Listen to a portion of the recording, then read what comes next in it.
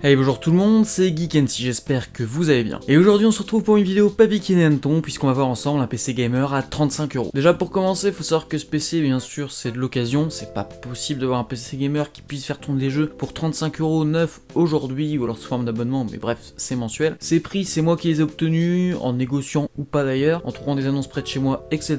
Donc c'est possible qu'ils varient. Si vous essayez de faire un PC de toute manière, de faire le même, ça sera pas possible, et même 35€, c'est pas la marge de prix que je vous conseillerais, c'est juste pour vous montrer que pour 70-80 derrière, il y a moyen de faire des trucs hyper cool. Mais voilà, là c'était plutôt pour le pari de faire un PC qui fasse tourner des jeux pour seulement 35€, et je trouve ça quand même plutôt énorme. Alors bon, on va se mettre d'accord sur la définition de PC gamer. Il n'y a pas de définition précise dans le dictionnaire, mais pour moi un PC gamer c'est un PC qui est optimisé pour jouer à des jeux, c'est-à-dire où la carte graphique sera le composant privilégié. Pour moi il n'y a pas de norme qui doit faire tourner tant de jeux à tant de FPS en telle qualité. Voilà, pour moi un PC gamer c'est comme un PC bureautique qui serait plutôt orienté du coup sur le processeur et avec un SSD assez rapide. Alors, bref, c'est un PC qui avantage la carte graphique. Et enfin, juste avant de commencer la présentation des composants, je tiens juste à préciser, j'ai eu un petit problème avec le boîtier, en fait il n'était pas adapté au format de la carte mère, j'ai essayé de l'adapter en découpant le fond, ensuite c'était pas compatible avec la carte graphique, enfin bref, j'ai laissé en dehors du boîtier, c'est un peu dommage niveau esthétisme pour la vidéo, mais ça change rien au niveau des performances, et voilà, c'est juste que là j'étais sur un boîtier de PC région, c'est clairement pas le mieux, voilà, bref. Allez, on commence avec un élément important, c'est un élément que j'avais déjà acheté il y a quelques mois, je voulais en faire une vidéo, et j'avais pas eu l'occasion de la faire, donc là c'était cool de pouvoir la tester. C'est une petite AMD Radeon HD 5770. Donc voilà, c'est un modèle sorti aux environs 2010 si je dis pas de bêtises. Il possède un DisplayPort, un HDMI et deux sorties DVI-D. Voilà, je l'ai payé 20€ sur le bon coin, elle était dans un état nickel, le mec l'avait nettoyé, il y avait tous les câbles, boîte nickel aussi, le CD driver, enfin bref, tout était complet comme si elle était achetée neuve. Donc bon, clairement on n'est pas sur une carte graphique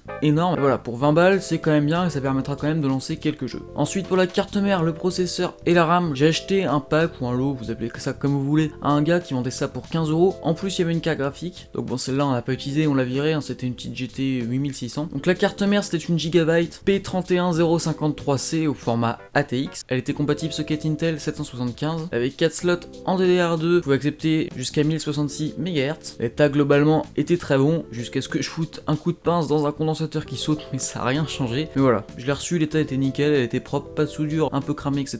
Tout était nickel. Pour le processeur, il était directement monté dessus avec le anti-rad, et ici on était sur un Intel Core 2 Duo E6750. C'est clairement pas le mieux, mais ensuite voilà, 15€ carte mère, processeur, RAM, mais bon, carte graphique même si on l'a viré, à ce prix-là on pouvait pas en demander beaucoup plus. Si derrière on voulait vraiment upgrade le PC, il y aurait possibilité de mettre un Intel Core Duo quad core, ou même un petit Xeon, je crois qu'il y en a des compatibles. Enfin bref, on n'est pas sur le top du processeur, et c'est sûrement lui qui limite un peu la carte graphique, on verra ça après. Donc c'est un processeur de cœur à 2,66 GHz, gravé en 65 nanomètres, ouais ça commence à dater, avec 4 émots de cache et un TDP de 65 watts. Pour la RAM, c'est la Corsair CM2X 1024-64000. Ici j'avais deux barrettes de 1 Go cadencées à 800 MHz. Là par contre je me suis fait un peu avoir, j'ai été un peu déçu, j'ai pas vérifié quand j'ai acheté le truc, le mec me l'a vendu comme deux barrettes de 2 Go, je me suis dit c'est cool pour les jeux, etc. Bon c'était deux barrettes de 1 Go, on reste sur un PC à 35€, donc c'est correct. Ah bon, j'aurais quand même largement préféré 4 Go, ça aurait pu nous permettre de faire tourner un peu plus de jeux, dont notamment Fortnite, on verra ça un peu plus tard, mais vous verrez. Et comme je vous le disais tout à l'heure, en plus il y avait une petite GeForce 8600 GT, donc bon voilà, une carte graphique un peu pourrie qui nous aurait pas servi dans cette vidéo. Sauf qu'en plus, et là c'est cool, le mec m'a filé un câble SATA, donc pour relier un disque dur, un lecteur DVD, bon ça,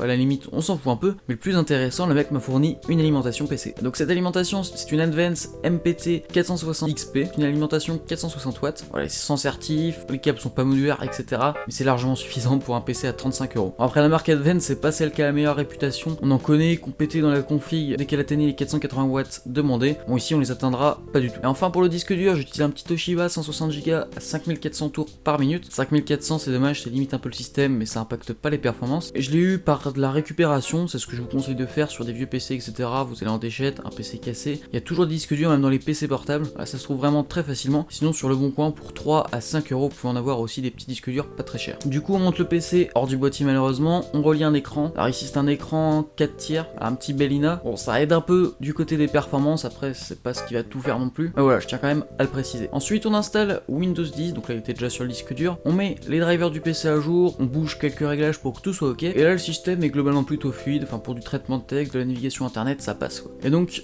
en jeu, qu'est-ce que ça donne? Alors pour se faire une idée, j'ai téléchargé League of Legends, ça permettra à peu près de cibler où se trouve le PC. D'ailleurs j'ai fait une vidéo des jeux simples à faire tourner si ça vous intéresse, etc. Mais il y aura toujours possibilité de jouer à des jeux un peu plus lourds, en basse qualité. Et donc ici sur League of Legends avec une définition en 1280 par 1024, en very low on atteint les plus de 130 FPS, très stable, vraiment ça passe au-dessus, ça passe rarement en dessous, et si ça passe en dessous c'est de 2-3 FPS. Le jeu est complètement fluide et c'est complètement jouable. Et même si on pousse le jeu en médium, on reste à 80 FPS très stable, donc là c'est hyper cool aussi, il y a même moyen de le mettre en medium high. J'ai aussi fait un petit test voilà vite fait sur Alphast 9. Bon malheureusement on peut pas afficher les FPS ici, ou en tout cas j'ai pas trouvé comment le faire. Mais voilà, le jeu globalement était fluide et c'était très jouable aussi. Voilà, ça montre qu'on peut jouer à beaucoup de jeux en basse, ou même là on l'a vu en médium qualité. C'est quand même très cool pour quelque chose qui vaut 35€. Pour Fortnite j'en ai parlé un peu tout à l'heure, le jeu se lance, le menu se lance à 60 FPS à peu près, tout en low bien sûr, mais en gardant une qualité correcte. Voilà, le problème c'est quand on lance une partie, le temps de chargement via le PC est trop long par rapport au temps requis, par rapport aux autres joueurs qui arrivent, et donc bon, ça nous met qu'on peut pas accéder à la partie, ça c'est un peu dommage. Après de toute manière, avec du coup les 2 Go de RAM au lieu des 4 normalement annoncés, de toute manière on n'aurait pas pu y jouer. Donc résultat, pour 35€, on a une machine qui nous permet de jouer. 35€ c'est vraiment rien. Bon, c'est assez incroyable de se dire qu'avec ce prix là aujourd'hui on peut monter un PC d'occasion et pouvoir commencer à jouer à pas mal de petits jeux. Enfin, voilà, ici on avait un proceau très faible, du coup il manquait un peu de RAM, et bon malheureusement c'était pas dans un boîtier, mais voilà, quand même c'est plutôt correct. Donc voilà, si la vidéo vous a plu, n'hésitez pas à mettre un like, sinon un dislike, à vous abonner à la chaîne, à me rejoindre sur les réseaux sociaux, Twitter et Instagram, les liens sont en description. Si vous voulez plus de vidéos comme ça, peut-être tenter avec d'autres prix, ou même rester gamme de prix à peu près, mais tenter d'autres configs, voilà, n'hésitez pas à me le demander, ça sera avec plaisir, j'ai adoré faire cette vidéo. Donc n'hésitez pas à vous abonner à la chaîne si ce n'est pas fait, et sur ce, moi je vous dis à la prochaine.